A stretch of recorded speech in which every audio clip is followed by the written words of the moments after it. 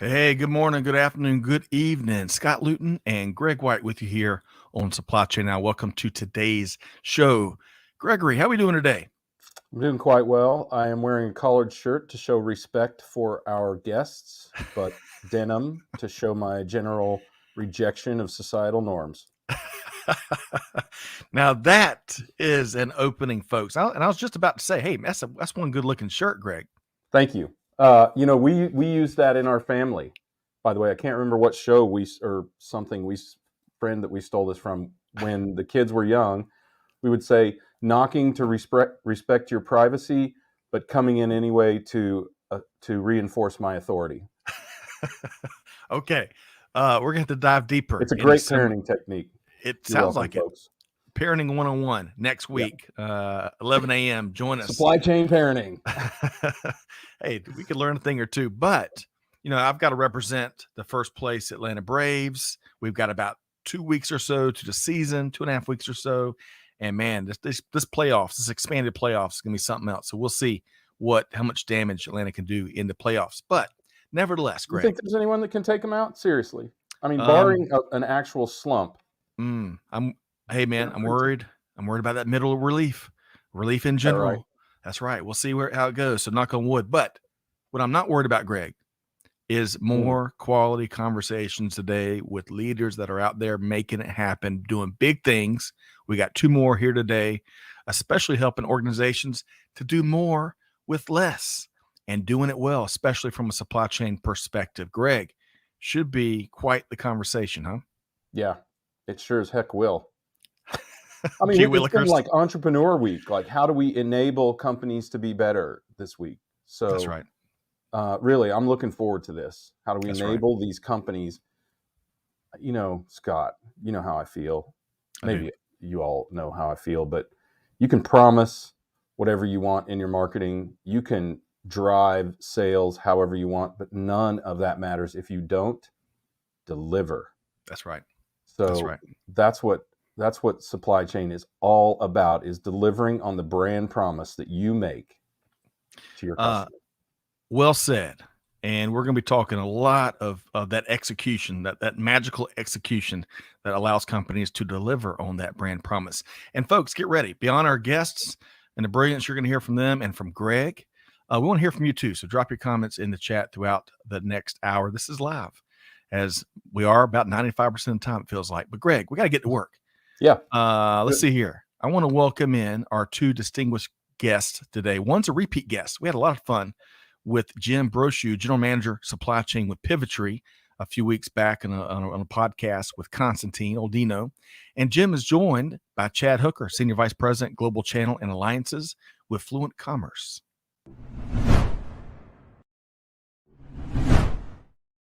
Hey, Jim, welcome back. Hey, Scott. Thanks for having me. You bet. Great to have you back. And Chad, you're bringing friends and know how I've been there, done that leaders. Chad, great to meet you here today. Yeah, appreciate it, guys. Thanks for letting me join. It's always good to hang out with my buddy Jim. So really great to make new friends. Welcome aboard. Yeah, good to have you. That is right. So, folks, we're going to make everybody hungry for starters. Before we get into supply chain, a lot of talk about supply chain here today. We're going to make folks hungry because it is International Chocolate Day. International Chocolate Day. Now, did you know chocolate's roots can be traced back some 4,000 years ago in present-day Mexico? And of course, it's loved the world round. You might like milk chocolate, dark chocolate, white chocolate, whatever. I love all of it except white chocolate. Not a big fan of white chocolate. But nevertheless, with that said, and Jim, I'm going to start with you, right? As I mentioned, we're going to make folks hungry. What is one of your favorite chocolate food stuffs? Yeah, so my favorite chocolate food. First, I'll start off by saying it's my wife's birthday, so I kind of selected this one based on it being her birthday and me traveling. So I've got to name her, so I get some credibility when I get back home. But my wife is actually from Germany, and both my kids are dual citizens, U.S. and German. And my wife introduced me to these chocolate cakes. They're cake with orange filling and chocolate on top. Oh yeah. Cakes. And to be honest, my wife has to order them special from Germany. She'll buy them a few boxes at a time. They're really hard to get, but she has to actually hide them in my house now, because if I find them, it's not that I eat one or two. its box is gone in a couple minutes because they're just that good. Man, okay, you got to hide that inventory, Jim. What Okay, I town hear is you. she from? Because there are some of those that are they have a very unique recipe in certain cities in Germany. Yeah, she's from Regensburg, Okay. just northeast of Munich. Yeah, of course. And what's her first name? Let's all wish her happy birthday. What's her Yeah. first name? So I'm going to make her mad. It's Marlene, but it's actually, it's German, so it's pronounced Marlena. Oh yeah. Okay. Happy birthday, Beautiful one way, and Marlene. she hates it the other. Happy birthday, Marlena, wherever you are. And I Yeah. hope you have a nice dinner tonight or later this weekend. Okay. There's a song about her, isn't there? It's like 1, 2, 3, Marlena, something like that. I Yeah, think, yeah. we're going to look that up. Chad Hooker. All right. So Jim set the bar pretty high, right?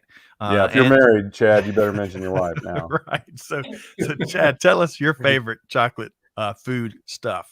Yeah, well, I was either thinking like, Jim and I are extremely blessed because I was going to name the wife as well, that meaning that we've got amazing spouses that we've been able to share our lives with, or we're just both trained very well. I don't know which one it is, but same for me. But mine's on the custom side. My wife, we're from Texas originally. Myself, Amarillo, her Dallas, and she makes an amazing Texas sheet cake, which is not a super complex, I would say.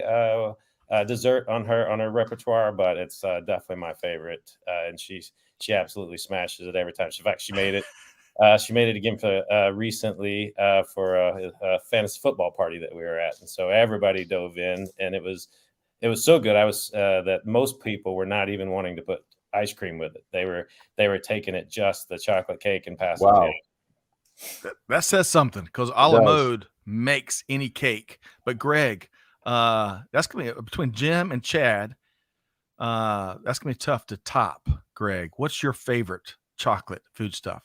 Well, first, can I acknowledge his hometown? Please. Because I'm from Liberal, Kansas, and the only thing to see in Liberal, Kansas, or my family's from Liberal, Kansas, is the lights of Amarillo.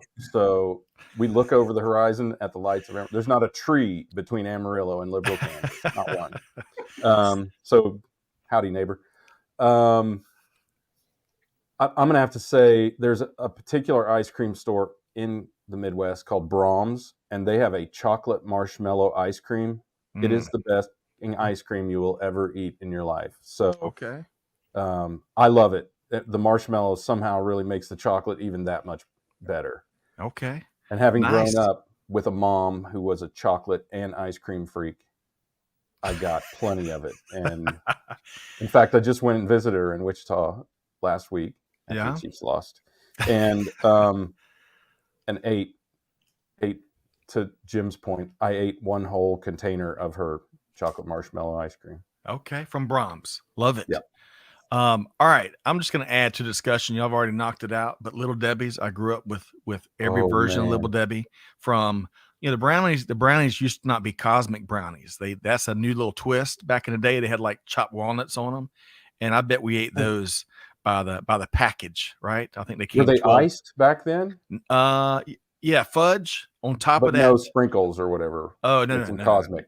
No, Yeah. now is where the cosmic comes from. So I'm a little, fudge rounds, the brownies, the Swiss cake rolls, Star Crunch. Don't sleep on Star Crunch, but not so much anymore as an adult. It doesn't really fit Not a with my moon pie diet. fan. No.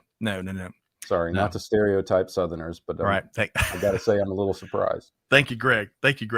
All right, folks. We've had a little fun talking about all kinds of delicious food stuff, chocolate stuff. I should just add in, Amanda says, Fanny Farmers, chocolate-covered s'mores bites, now an obsession in our house. Don't let our secrets out, Amanda. You can find that at Costco, but don't pick one up because you'll go back for like 3 more bags, and that's not good either.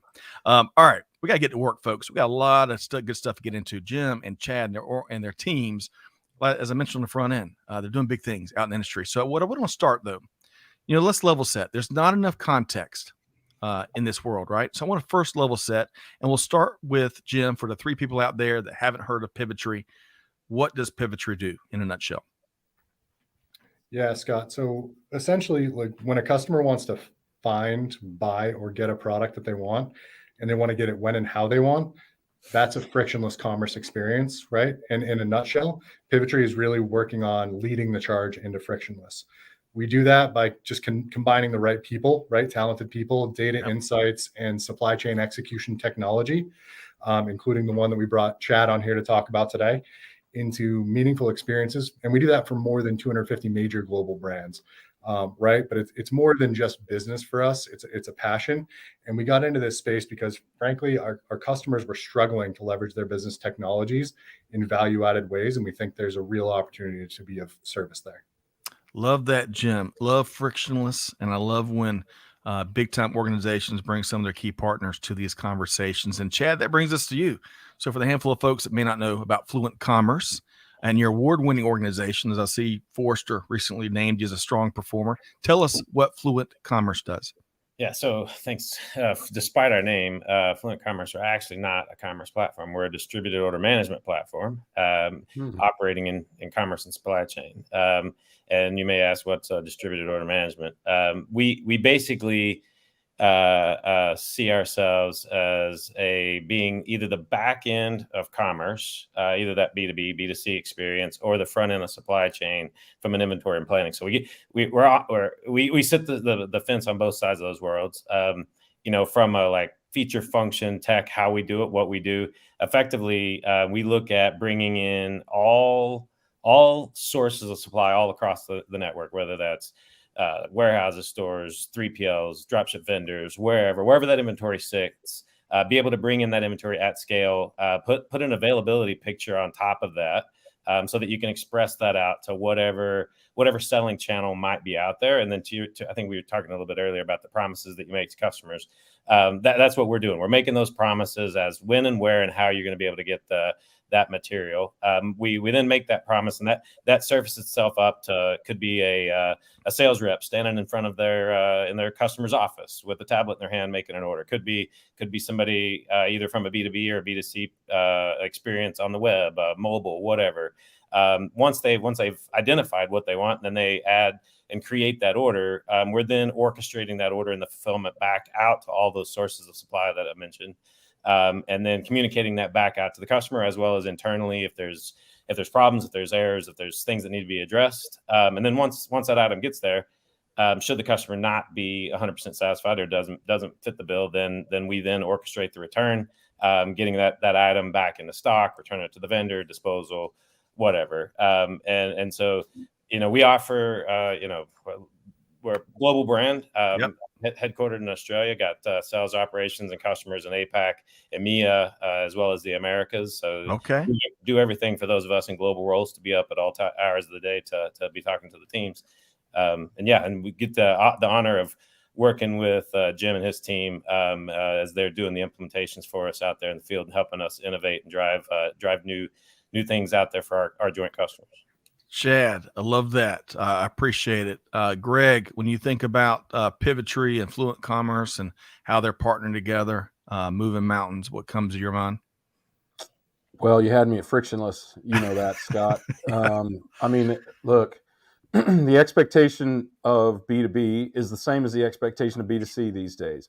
I want to know whether you got it. I want it to be easy to buy. I want you to get it to me on time, right? It ain't that hard, is it, Chad? But it's good to see this available for B2B and B2C environment because there are a lot of challenges out there. I was just thinking about the ability to see whether you have it. How a couple 3 years ago, that was a differentiator. Now it's table stakes. Right. Speed to confirm the order, right? All of those things that used to be differentiators are now table stakes. And to be able to facilitate that, we haven't said this in a long time, right? The kind of solutions that are ABA, what I call ABA, anyone but Amazon, right? That'll enable you to compete with a juggernaut like that. They're literally freeing, right? And empowering to companies that want to control their own destiny. Right. To me, that's the critical link here. And you're right. We have not said ABA in a long time. That just took me back. That took me back to probably our earliest of days. Yeah, probably pre-pandemic, right? Probably so. Okay. So, folks, if you can't tell, there's a ton of expertise on today's conversation. I'm just going to add one more thing before we pick Jim and Chad's brain in terms of what leaders are struggling with out there, because you've gotten a kind of sense of who Jim and Chad are, right, and organizations and what they do. But what you don't know that we found out in the green room is that Chad and his family are into motocross and supercross, and they ride motorcycles, right? And Jim, of course, is now a certified Brazilian jiu-jitsu black belt. So what that means is they can, if you mess with them, they'll ride you down and beat you up. So don't mess with Chad and Jim. Okay, folks? So don't tug on Superman's cape. Right. We had a lot of fun with that Jim Croce song. All right. So let's get into a little more context on the front end, right? Tons of organizations are struggling. Tons of leaders are struggling. Greg, you made a great point there that we've talked about a lot about. While visibility is table stakes, plenty of organizations are still struggling with that. So where I want to start with Jim is, what are, in your perspective, with the conversations you're having out there with customers and partners and out in the market, what are business leaders out in the industry struggling with right now? Yeah, I'll answer that. But first, I've got to highlight, Scott, you just painted a very vivid image in my head of me rolling up in my jiu-jitsu gi on the back of Chad's motorcycle. There you go. Jumping off, man. So I'm a little bit distracted with that disturbing image at this point. But no, I think the question of what business leaders are struggling with, it's not really a new question. I don't think the problem points are really new either, right, guys? So everybody in supply chain recently lived the reality of kind of the what now generation of supply chain, right? Where disruption wasn't an exception, it was the norm, and global business wasn't ready for it. And everybody kind of paid the price, right? Demand was volatile, talent and labor was kind of hard to get, still is hard to get in some places, and costs were going up. Last time we were on your podcast, I took what is maybe a controversial stance, that I think global supply chain has kind of reached a relatively stable place, but that it was really painful to get here. And given that the US is kind of right now battling Hurricane Lee, I think the analogy that I like right now is, people aren't sure if we're in the eye of the storm or if we're just getting ready to prepare for the next one. But either way, I think we're at a really pivotal point for supply chain organizations where they need to make the right investments in agile and resilient supply chains so that they can be ready for the next storm or the tail end of this one, right? Yes. And I think Chad and his team over at Fluent Commerce are a great example of applied technology and architecture that enables companies to become more agile and resilient by design, and gives them more flexibility once those winds start to blow. Jim, well said. Really quick, Greg, your quick response. I like that storm analogy. Your quick response to what Jim just shared there, Greg. Yeah, well, I mean, Jim, you have to remember, we're in supply chain. So unless it's a storm or unless it's a catastrophe, we don't even think of it as disruption, but it's happening all the time. I mean, I think that's important for the casual observer or supply chain enthusiast to understand, is there's never not some sort of disruption going on. It's just a matter of whether it's a catastrophic disruption or one that can't be predicted. So understand that Jim and Chad, Scott and I have high pain tolerance in this regard, but it is something that is a risk every single day of your business. So you have to be aware of that. And of course, agility is critical for that. And resilience just means you don't fall over when the wind blows. Oh, well said. All right, Chad. That's good, man. We're getting out of the gate strong here. Chad, what are you seeing out business leaders out there struggling with? That I'm struggling with right now. I've had a lot of conversations with Jim over the years, and this is the first time that it's come to mind of like a Dumb and Dumber kind of vibe with him on the back of the motorcycle and his jiu-jitsu. I like that even more than a dirt bike, a mini bike. Yeah, that one's a new one for me, but and that'll be a tough one to get out. But as Jim mentioned, right? I mean, everything that's happened over the last few years exposed cracks in systems and processes, and a lot of those cracks in systems and processes were built into systems that are 30 years old, with lots of assumptions baked in over time out of what was going on during the time that those assumptions were being baked in. And as you mentioned, like when it tipped over strong, and nobody wants to get caught in that again. So we're seeing, a lot of folks wanting and trying to figure out what's out there tech wise, process wise, bringing in, folks like Jim and his team to come help sort out what's what is new and what can be addressed. And we're seeing a lot of those try to figure that out, because they might have spent tens, thousands, hundreds of thousands, millions of dollars in these systems over time. So it's hard to just do a quick pivot and turn on those. So they're looking for ways that they can get good innovation at a reasonable cost, and be able to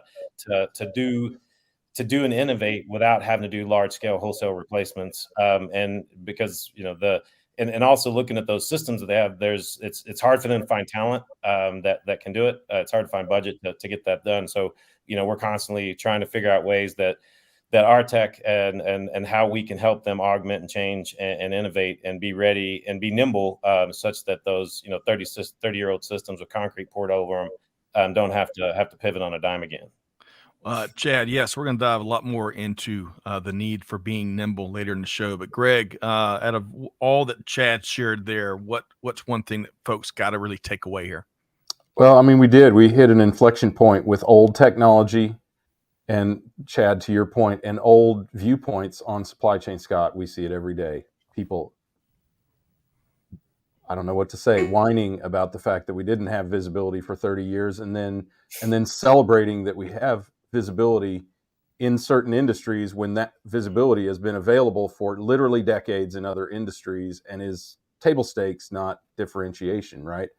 The execution aspect that we're talking about here is what's really critical. Take that visibility and turn it into action, or turn it into comfort in the supply chain, because one of the most important misnomers of supply chain is that it's a cost-saving exercise. Right. It is a risk balancing exercise, and cost is just one of the risks in supply chain. Resiliency, agility, speed, reliability, however you want to call it, all of those things are critical, and it's a constant balancing act. Here comes my favorite term, Scott. Ready? Ready. You got me earlier. Analytics. It is the biggest puzzle on the planet. Supply chain is. It is really an ecosystem where butterfly flaps its wings over here, tidal wave hits Tokyo, kind of thing, right? So you've got to understand that while, as we said, we're all sitting here maybe a little bit cavalier about the risks that we face every day, because that level of risk has become so ingrained in our being that we just accept it as the norm. But there are real catastrophic risks out there threatening supply chains every day, and building that stability and agility in is so critical. And did I mention frictionlessness?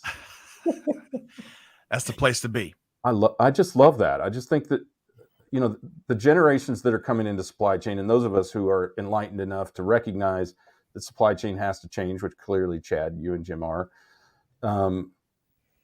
we've recognized that the easier it is, the better it goes, right? Yes. All right. So you got me choked up earlier, Greg. Your comments were just hit me in my heart. You got me choked up a little bit. All right. So let's talk about reevaluation. Well, hang on really quick. Let's say a little bit. Hey, Gino, great to see you. And hey, Red 19, bet the farm on Red 19. Hello, Gino, tuned in from Vegas. So Red 18. Say Red 18. Safe travels to you. Sad that I know. All right. So reevaluating your current supply chain technology platforms. A lot of organizations are doing that just now. As Greg and Chad pointed out, the dinosaurs of the years past, can they take you where we need to go now? I don't know. So mitigating risk, reducing IT capital spend, trying to do more with less. So Chad, I want to start with you here. What are you seeing leading organizations doing in this regard? Well, I think, expand a little bit on what Greg was saying, right? It's, cost is a part of that risk equation. And we're definitely seeing folks, term that we use quite often is sweat out those investments a little bit longer. Maybe it's sweat out the investment in the old legacy ERP they had. Maybe it's a sweat out of the old legacy commerce platform that they had, and be able to not have to just drop and start all over and jump back into a massive 3-4 year ERP or massive monolithic commerce implement replatforming, but find ways to innovate around that. And so, I guess one of the things that we've seen, we start seeing customers come to us saying, look, what Greg was saying, like, we've got an inventory problem, I would say now, like, that fulfillment inventory, that's the new battleground of experience, because if you've got an inventory problem, you got a visibility problem, you have a customer experience problem. And so we started seeing customers come to us saying, hey, we got an inventory problem. We've got it scattered all over. We don't have a good way of harmonizing that, providing that availability out, so that we can effectively be selling. And by the time that all of those bits of inventory make its way back into some old monolithic ERP system, being able to get all of that synthesized and then pushed out. Now that data is a lie. Life moves on. You're promising against things that are likely not there, because things change by the time that data passed around. And so, in those situations, people live kind of in two different worlds. They either live offensively, where they create lots of safety stock, and they're worried, things change, and then they're sitting on stock that they were holding back. Or you live defensively, I guess maybe, and you live in fear that you're overselling. And where we started seeing customers come to us is that surprisingly, especially on the B2B side, we were seeing people saying that they had like upwards of 25% of cancellations, which is a massive amount because of overselling and not being able to actually fulfill on that promise. So not only did you blow it with that customer at that time, but you're not going to get them back if they're having to shop you and move you around. So we, for us, we saw this need, created what we call fluent big inventory, where we can mask a massive amount of data, be able to synthesize that, process it efficiently, and then put an availability picture on it so that we can push it out.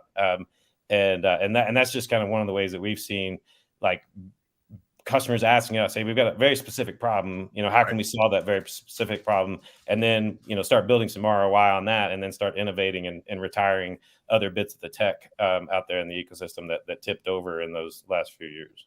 Yes. Hey, really quick, you touched on the importance of inventory visibility, and the whole world needs that, except if your name is Marlena and you're trying to hide chocolate and not give folks visibility into your chocolate inventory, I believe. All right. So, but Jim, let's keep. I wonder if Chad has a solution that could help her with that. Right. Only Jim and Chad would still be friends if he did that. Right. So, Jim, I'll get you to piggyback on some of the things that Chad shared there, and then we're going to circle back and get Greg's comments. But Jim, same question: doing more with less. What are you seeing folks do? Yeah, I mean, I think Chad hit the nail on the head relative to inventory visibility and the need for control of the inventory and operations. But I think, Greg, you were heading in a really nice direction, talking about how it needs to be easy, right? Intuitive, part of your DNA. And I think that's really the difference, right? The difference between good and good enough is massive. It's huge. And I think the pivotal point that most organizations aren't focusing on, another area that Greg touched on, is getting insights and visibility when they need it, which is generally before things start to go off the rails, but also having tools in their tool set, like Fluent's inventory controls with multiple strategies you can deploy inventory, point solutions for point problems, having those available and ready to deploy at a moment's notice, right? I think all too often, if you have good analytics, you identify, I need a 3-year ERP project that's going to cost me $5 million and it's going to get me this little incremental improvement. I think that most IT organizations are starting to think quite differently about their business, right? They're thinking, hey, I need real-time visibility into inventory is one component, but actually into my operations and those things. And the traditional model of massive data lakes with KPIs that my business tells me what they are, that's struggling a little bit to keep up with the pace of change, right? They want to know things like, how is my store operations running right now? Are my orders overloading? Are my orders being promised to one warehouse, and I'm going to have a labor or an overtime cost issue this week, and I won't know it until after I get the bill, right? So I think organizations are struggling to get down to those practical questions from real operational data, and I think that's one of the major areas that I see them focusing right now. Now, again, that visibility, that level of modeling and control, it's only helpful if you have a lever that can impact it, right? And that's why Pivotry is focused on the visibility and the suite of applications that can impact supply chain problems wherever they live. And Fluent OMS and their inventory modules are a major part of that strategy because they're so easy to implement. They have such robust strategies. If today I need to focus on markdown avoidance because I've got a bunch of snow shovels and summer's coming, right? I can shift and do that. And if I've got other strategies that I need to apply tomorrow, I can do that as well based on what my business and my data and KPIs are telling me. I think that's where we're seeing a lot of organizations focusing right now. And Greg, you said it right. Industries like automotive, manufacturing have had deep analytics and KPIs and end-to-end visibility for a long time. Organizations or companies like retail, a lot of B2B companies, especially if they're trying to go direct to consumer, they don't have the KPIs or the access to the data. And frankly, they don't know what good looks like from what should we be measuring. Right. And they're making it up as they go along. We want to help them jump the queue there and know what they should be monitoring, when it's on or off, and what to do about it. Okay, man, a big theme there, Jim, again, was the critical need to be nimble, amongst other things you shared there, Jim.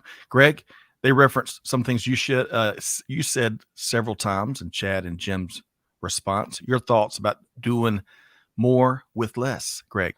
Well, the first thought I have is, if you're listening to this recorded, rewind this section and go back to the start of what Chad was saying and listen to that over and over and over again, because the thing that gets clearly enunciated here from my perspective is that the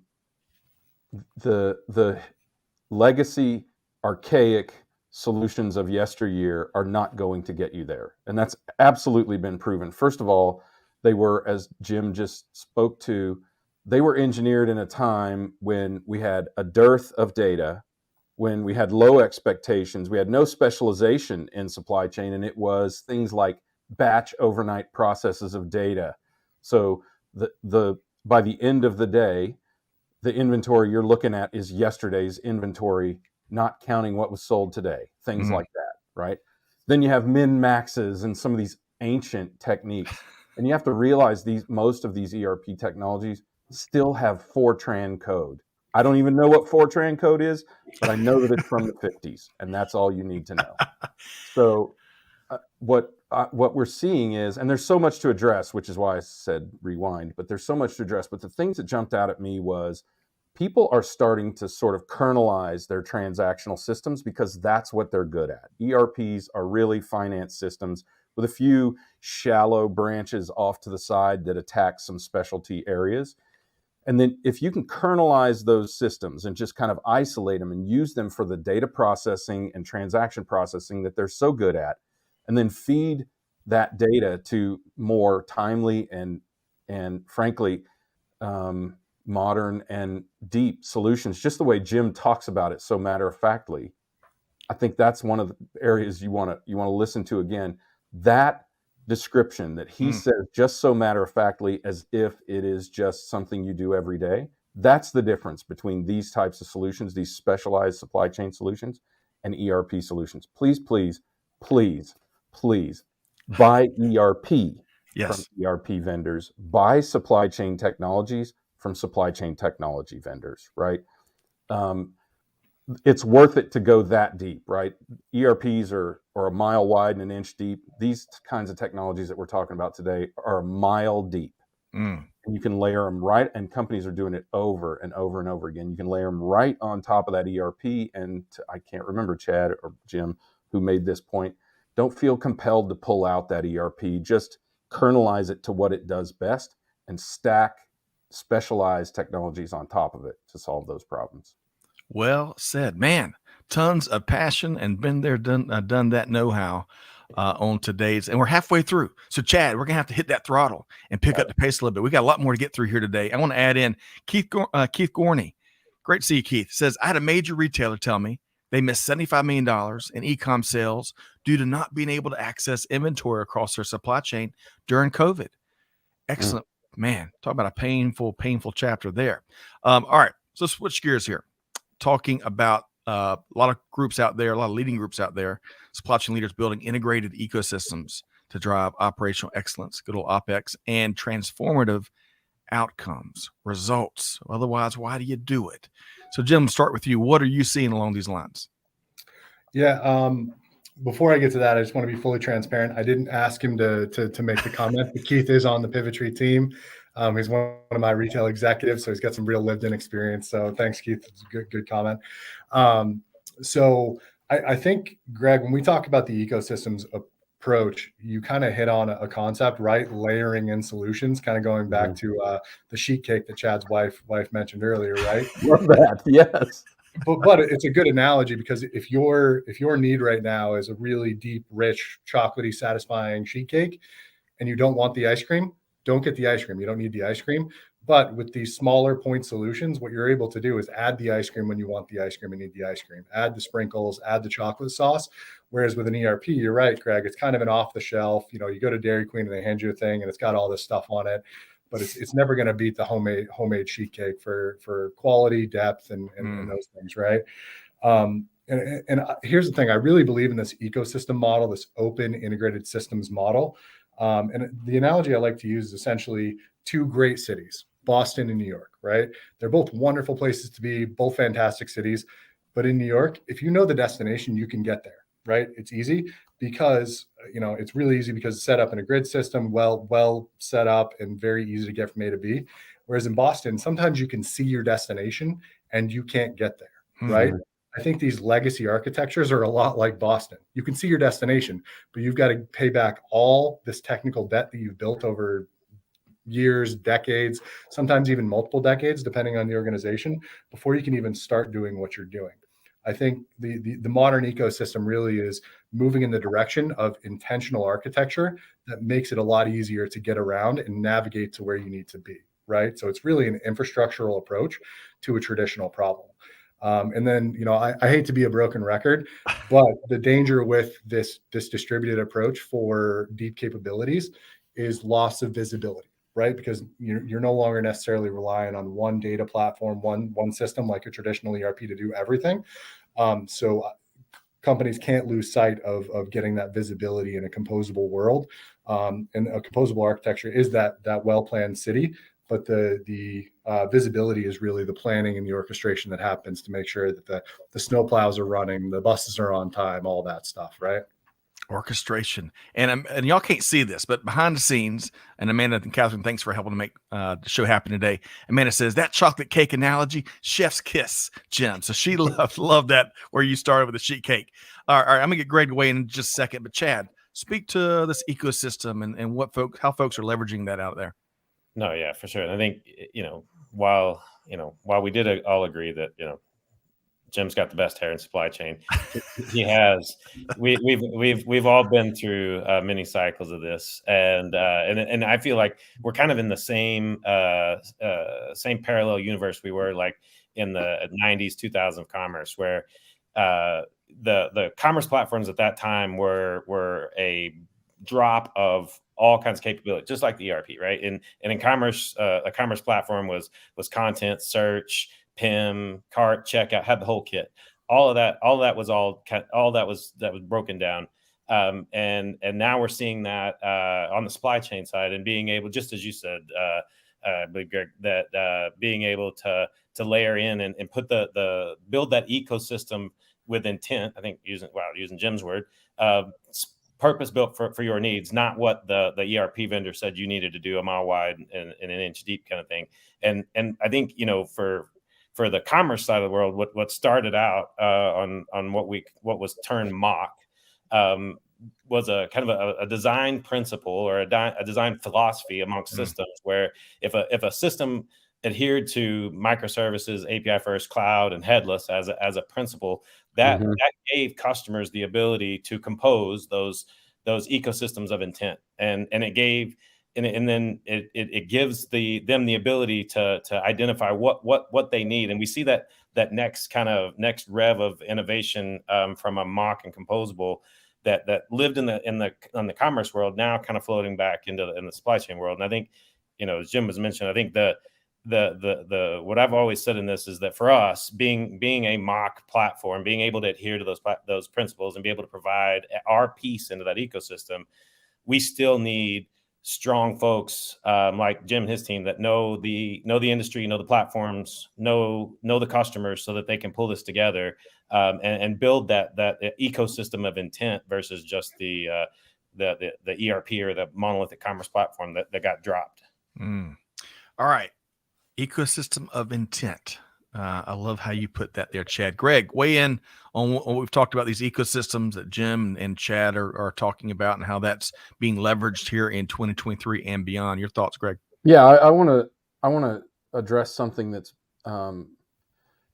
being subtly implied here, and that is that this is about the way that Jim and Chad are talking about this. This is about a people, a process, and a technology change, and it is enablement of better processes and uplifting of your people with technology, right? This is not, nobody's pointing and saying technology is the solution here. It's this collection of data gathering, of data management, of solution and outcome production that is tied to the business processes and the people that support your business to be effective. And I think that's an important thing to say here. When we talk about an ecosystem, I think we have to think about it from that perspective. And it's easy to get lost in it, when you're just sort of listening to this while doing the treadmill, Steve Keaveney.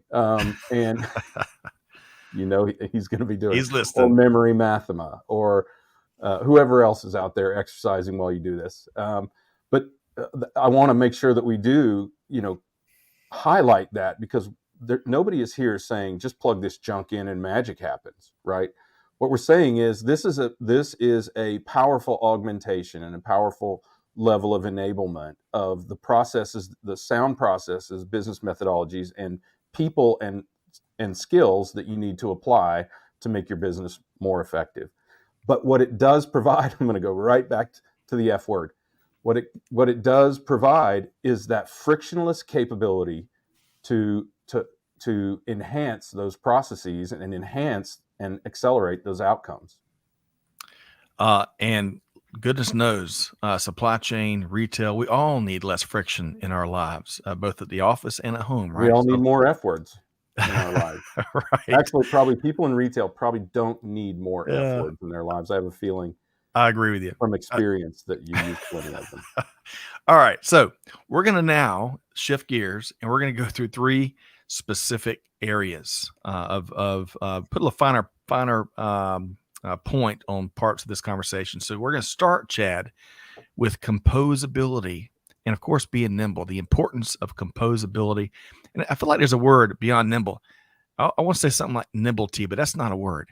There's got to be something there. But anyway, talk to us more about how important those two things are. Yeah, well, maybe I'll take the end of what you were saying. The last few letters. How about agility? Maybe that we'll go with it. No, but I think just as we were saying is that there was never a customer that fit the mold exactly of the large systems, right? And so then customers were only left with the choice of build 100% from scratch or overbuy on a ton of tech they didn't need. And the composable world, because of the friction, we're going to keep using that one, because of the friction that was put on the buyers of that software and the implementation teams trying to force fit that, we landed at the world of composability, and it really gives brands, manufacturers, retailers the options to build that ecosystem of intent. And whenever you have those pieces that are composed and are separate from each other, you can innovate and make change that doesn't break across all bounds. And you get away from those traditional mindsets of, well, we're going to plan for a year, and then we're going to develop for a year, and then we're going to test for a year. And then everything that we put in is all going to be out of date because the business has changed since it took us so long to get there. Being able to have those disparate areas of responsibility gives you the ability to innovate and grow and change and adapt to what's going on in the market, and not have to get back into that long cycle of the hamster wheel of getting tech out in the ecosystem. All right. So Greg, I want to get your comment here. And I love that. Innovate, grow, change, adapt. 4 key phases of any business. Greg, weigh in on what Chad talked about there. Yeah, well, I mean, I hate to sound cliche, but it's so true, and especially now, adapt or die, right? I mean, that's how we've survived, people. So, I mean, I think we should just consider that a mantra, and I think, and I agree. By the way, Jim, I agree with your original precept that there is much, much more stability in supply chain than there was during the great societal disruption, right, caused by our response to COVID. Of basically shutting down the entire labor force on an entire planet all at once. I mean, there's no way for that not to be disruptive, and there's also no way for that not to be lingering. But we are, at least in the state of Georgia, we are back to full, and by that I mean very full employment. We have more jobs open than we have people to fill them in this. At the same time, we have an incredible generational transformation going on as baby boomers continue to leave the workforce, and did in even greater measure than they were before the pandemic, which was 10,000 a day, by a measure of 3.1 extra million people leaving the workforce in 2021. We continue to see that, and it is accelerating this notion of the way that we do things like innovate, and the way that we do things like conduct processes within companies. Because look, let's face it, Gen X, Y, and Z, we're all brought up to expect technology to do technology things, right? And where it seems like we went, and I don't know if you guys are seeing the ripple effects of this, but it seems like we went from, we actually denied the abilities of technology for, I believe, decades, because we were saving jobs of people who wanted to do the dark, dirty, dangerous, and dull jobs. And now nobody wants those jobs. It's been proven over and over again as people stay away in droves from jobs like that. And not just jobs like that, but even just segments of jobs that they know can be done by a technology, so that they can use what is a human being's greatest attribute, which is critical thinking with inadequate data, with high stakes decisions. So I think we're going to start to see this acceleration that you've both talked about continue to accelerate, and the companies that don't innovate and adapt will die. All right, finishing on an optimistic note there, Greg. It's just real, man. Yeah, I'm with you.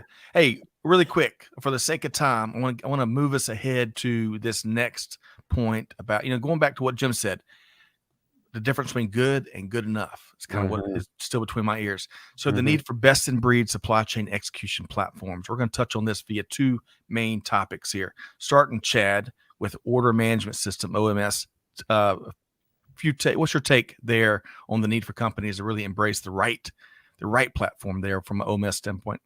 Yeah, and I think it's a good question. I think this kind of encapsulates a little bit, I guess, maybe of what we've talked about, in that, some folks may say, yeah, hey, my ERP does order management. Yeah, and to some extent, that's true. It understands inventory. It has customers. It understands where orders are shipped from. But it was never, those, as we've talked about, those systems were never designed for the need of agility, speed, and adaptation, or they were never designed for the kind of the chattiness or the speed of which your customers would be coming after you from a digital perspective versus just maybe an EDI or a fax coming in, whatever, right? And so all that kind of broke down. And then some folks might say, I guess, from a best of breed perspective, my commerce platform does order management, and to some extent that's true.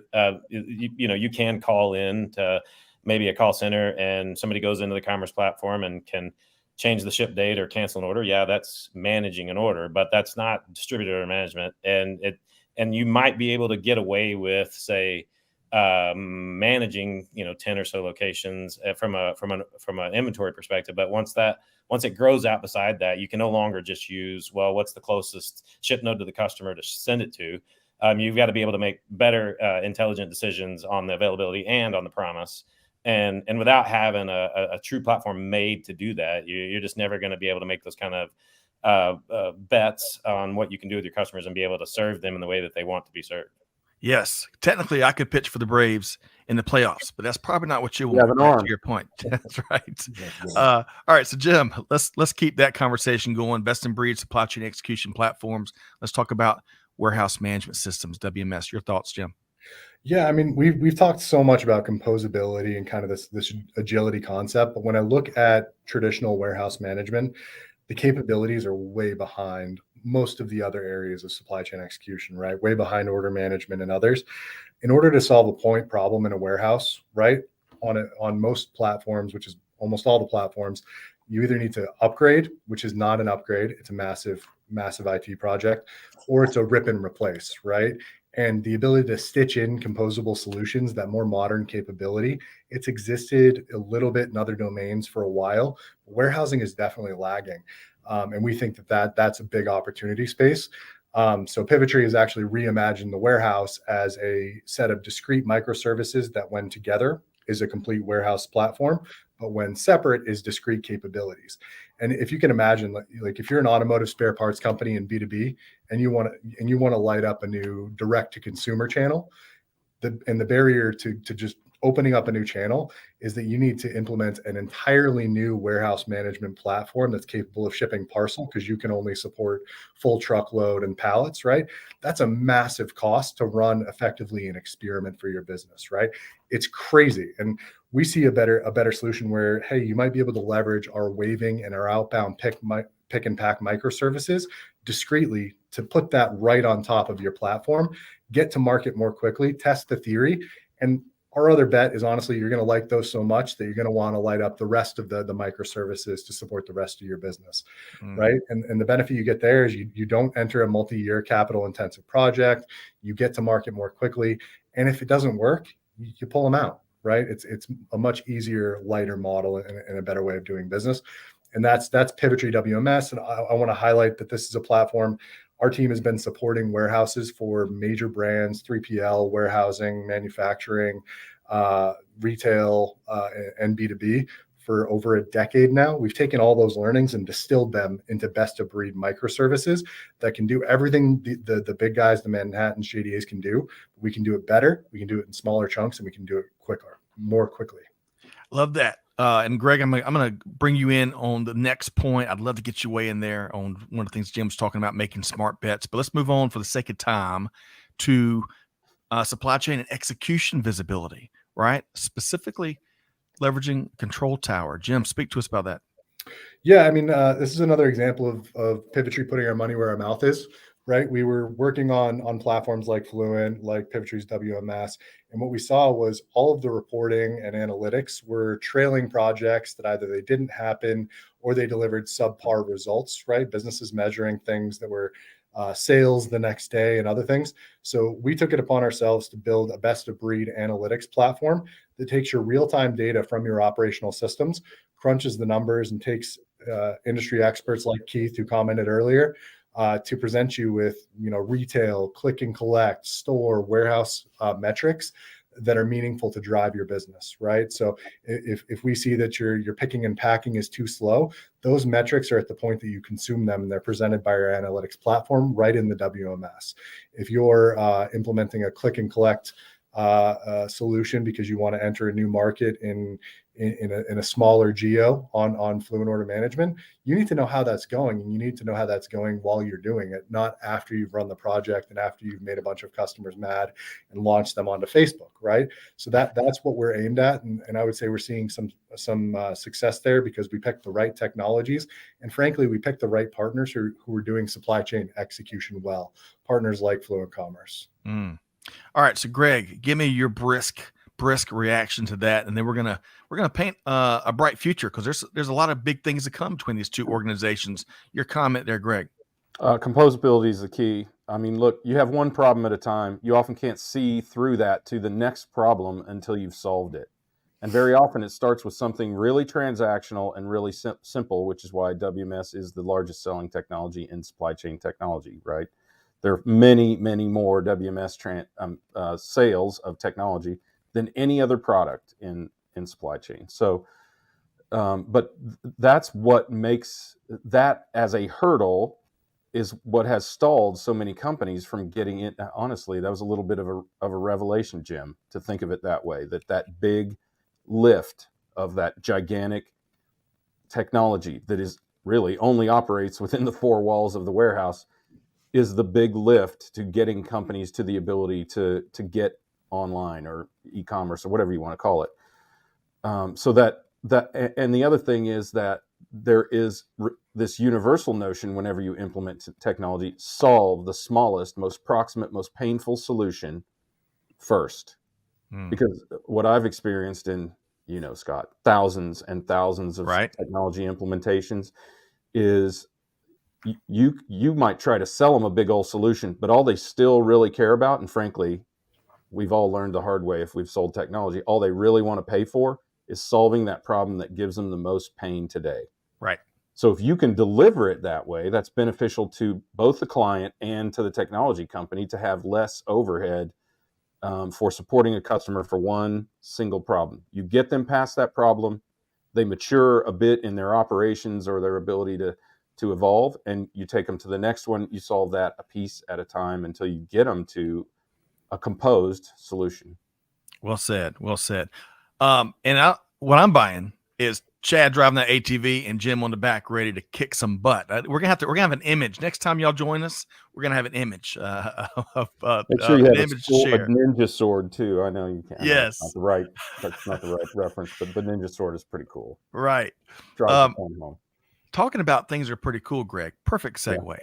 Because all the cool things y'all done already together, Jim and Chad, in your respective organizations. I think there's some big news on the horizon for where Pivotry and Fluent Commerce, where they're going next to address some of those opportunities that Greg just shared. So let's start with you, Chad. Simple question: what's next? Yeah, so I think as a SaaS organization and built on innovation, we've got quite a bit on the horizon. A few things that I'm most I'd say interested and exciting in is kind of sits in a couple of different buckets. We if we look at, say, like the back end coming to the front end, we from a back end perspective, Fluent's an event-based architecture. So that means it's churning, it's doing its thing, and it's generating lots of data about what's going on. And that could be the basics of item, inventory, order, but it also captures a lot about intent around inventory and about the asks of inventory and other things. And so what we've been what's kind of on the horizon for that is, now that we've got this massive amount of data, being able to share that out to other technology partners that can really synthesize that data from intent and so forth. But also on the product side, being able to use machine learning to optimize things, say maybe sourcing logic, or maybe even that safety stock that we talked about a minute ago. We could look into the intent as well as those demand signals to alert or correct those safety stocks to reduce spoilage of the markdowns, I think that Greg was speaking about. And we're, for us, selfishly, we have some really joint amazing clients with Pivotry that are really doing some amazing stuff. So we're doing some really cool innovation with them around AI and ML and really driving the ball forward there. And then on the selling side, I talked about how we were able to take the inventory ingestion, processing and surfacing. And what we're finding is it's one of those things that if you didn't know you could do it, you didn't know there was a need. And once we were able to bring that kind of data forward, we're starting to see quite a bit of uses of that really correct and real-time inventory information, so that you can see and realize that further up in the selling channel. So maybe in search, so you're actually returning search results that you actually have inventory, merchandising, personalizing, you're recommending an item that you actually have, or even being able to surface all that all the way back out to even Google ads and something like that, so that you're promoting the items that you actually have in stock and not getting starting off a really bad experience with the customer by advertising something that they click through on and they can't have. And so, like I said, selfishly for me, there's a lot of cool things on the horizon, a lot of fun stuff that we're doing with Pivotry, in a space that I love. So it's like you said, it's an exciting time for all of us. Awesome. And none of that's probably powered by Fortran, is my hunch, to Greg's earlier comment. All right. So Jim, tell us, comment. I mean, that's quite a picture Chad just painted, and we're right up against our time here, but your comment on the bright future ahead. So I'll talk a little bit more about the how than the what, right? So Pivotry has gotten to the level of trust that we have with our customers and the level of technology capability that we have and the partners that we have by listening to our customers, right? By having conversations, understanding their real world needs, seeing what's coming in the industry. One of the interesting things that's falling out of our visibility platform is we're now able to listen directly to our customers' business models and their data itself, right? And let that inform the problems that we pull forward and go to solve. So I expect that we'll be spending a lot more time listening, not just to our customers, although that's still going to be a critical part of what we do, but listening to the insights from the data and the metadata behind it and helping our customers get ahead of the decisions that they don't even know they need to make yet, right? And we're going to continue framing that within a broader strategy. And Greg, you nailed it on the head, right? We can't do that without having the right people, having the right processes, and fundamentally the technology is a major part of that equation with platforms like Fluent Order Management, like Pivotry WMS, like our Control Tower, and a dozen other platforms that embed AI, ML, and other things in them. We're really excited about the future for our customers in the aggregate in this data and customer-driven world. Well said. As you were talking, you and Chad both really thought it comes on mind. Someone a lot smarter than me once said, "Give me good news fast and bad news faster." And to be able to have access to those meaningful metrics and data points you're talking about, be able to make better decisions faster. That's a big part of this game. Greg, before we make sure folks know how to connect with Jim and with Chad, in terms of what's next, or in terms of what we've covered this last hour, if folks had to focus in. There's a lot to choose from, but on one thing, Greg, what do folks have to leave this conversation thinking front and center? You don't need a new ERP to radically improve your supply chain performance. In fact, ERP is is the last solution you should be looking for to do that. These kind of specialized solutions, and especially those that are composable like this, can get you there cost effectively, rapidly, and yet you can have the comfort that you'll have a complete solution to in a well thought out manner to complete problems over time. Well said. Well said. We're going to put all that on the back of a t-shirt, Greg, and sell a whole bunch of them. Better be a double XL. Okay. Really quick, folks. Jim, let's make sure folks know how to connect with you and the Pivotry team. Yeah, so with me directly, I am on LinkedIn, James Brochu. You can also see our URL in my little tagline there, pivotry.com, james.brochu@pivotry.com. You can reach out directly, and our website is pivotry.com. You can reach out and learn a little bit more about our technology and our solutions there as well. It is just that easy, and I bet we'll drop the links in the chat as well. So you want to click away from connecting with Jim and Pivotry. We certainly encourage you to do that. Chad Hooker with Fluent Commerce. How can folks connect with you? Yeah, similar mechanism, definitely LinkedIn. Spend a lot of time there these days, seems. And then, chad.hooker@fluentcommerce.com. And definitely, fluentcommerce.com is, obviously our website. I've got a lot of great content. Our marketing team smashes it. They put a lot of good thought leadership out there. So definitely get out there and check it out. Love that. We've dropped those links in the chat. Y'all connect with Jim and Chad. And I think we've got an upcoming event where, folks, you can learn a lot more. And you know what? It even features the appearance, Keith, who made an appearance earlier today. So we've got Monica with Psycho Bunny, Keith from Pivotry, and John from Fluent Commerce joining us on October 11th at 12 noon.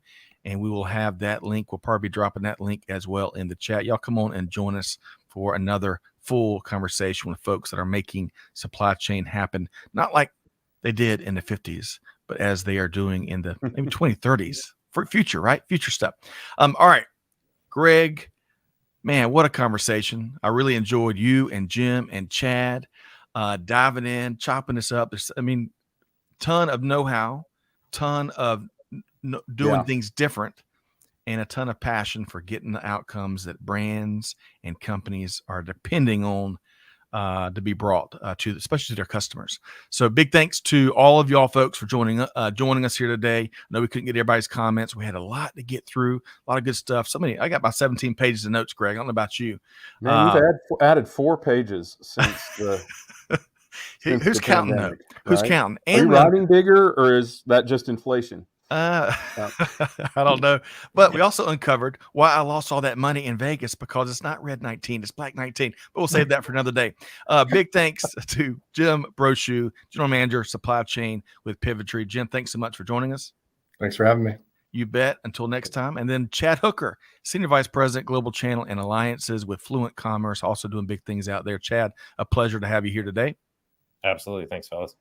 All right, Jim. folks. Greg, always a pleasure to knock out this with Likewise. you. Big thanks, Catherine, Amanda, all the folks behind the scenes to help make today's show happen. Most importantly, thanks to all of our audience, our global audience, the smartest audience in all of the world. Hey, do something. Challenge on you now. Jim, Chad, Greg dropped a lot of great knowledge and best practices out there. It's time to do something with it. Deeds, not words. On behalf of our entire team here at Supply Chain Now, Scott Luton, challenging you, do good, give forward, be the change that is needed. And we'll see you next time right back here at Supply Chain Now. Thanks, everybody.